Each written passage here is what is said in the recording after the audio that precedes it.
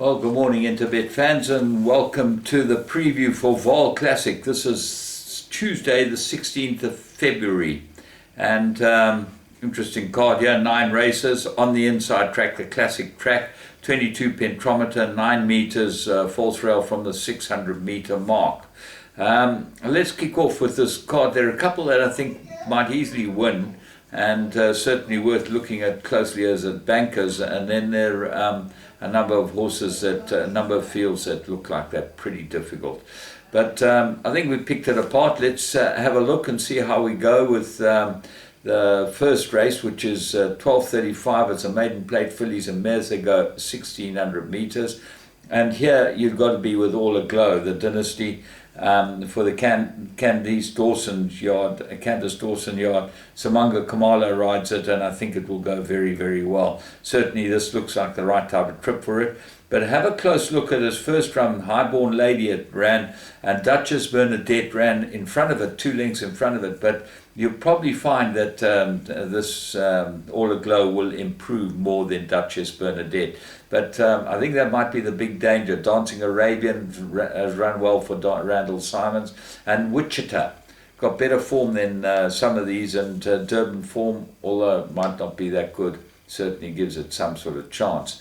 Devilish Dancer is beautifully bred, the Silvana of St. John Gray's Watch for any follow through, and they usually come on St. John Gray's horses after a run or two.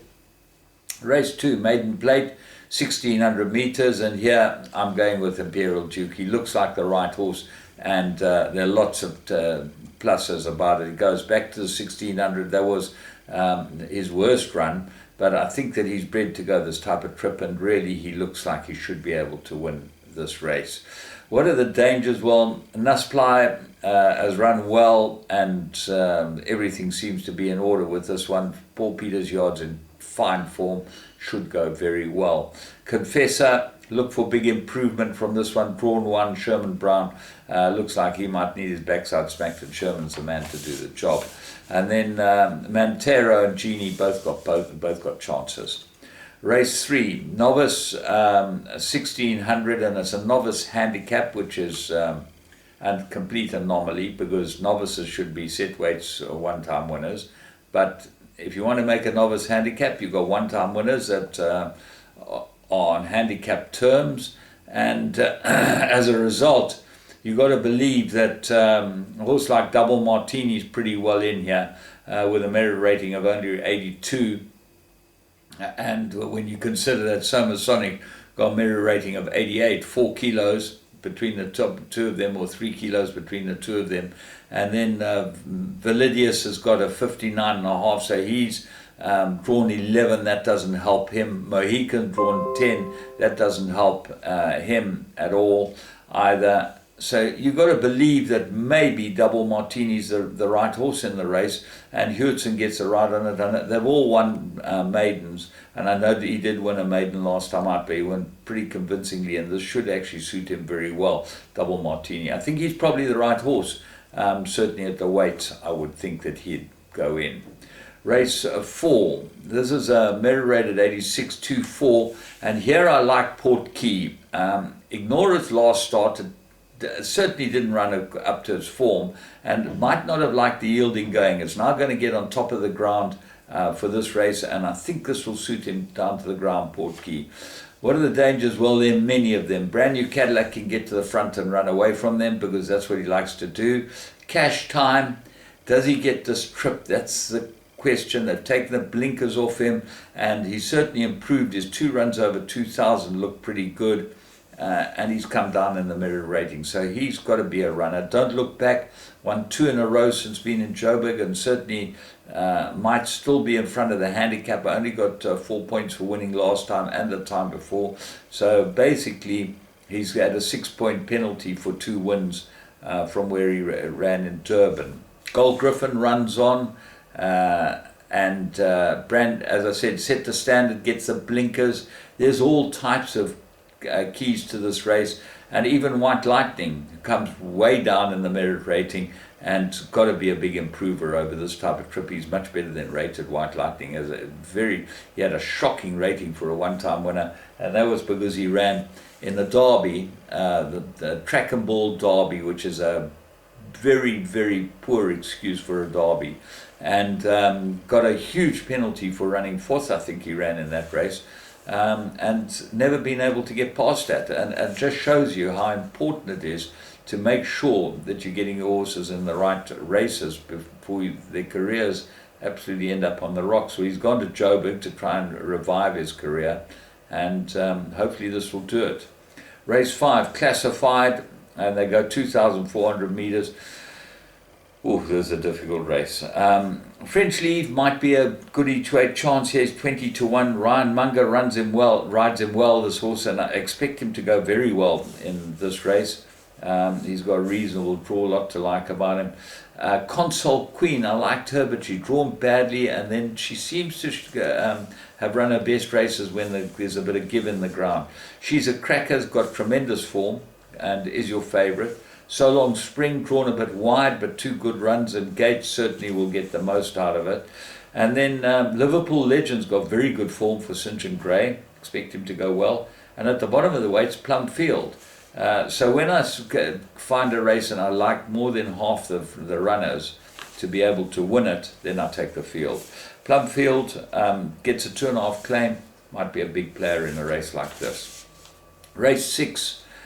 Fillies and Mares, 84, they go 2,000 meters, and I make it a 3-corner contest. So 2 Alec Laird runners, Ocean Forest and Lady Amherst, they look like the 2 that might fight it out. They're drawn next door to each other, and certainly if they're able to overcome the draw, they should run well. So what are the dangers? There's 2 dangers. Travelling Wilbury, I think, is a huge danger off the weights with the 2.5 kilogram claim. Gets 50.5 in a race like this. Big, long striding filly, and certainly would be well suited to being able to lob along in front, and they might never see her. She'd probably go to the front, and that will be the end of it. And then Magical Flight, does she stay? That's the big question. She goes at 2,000 now.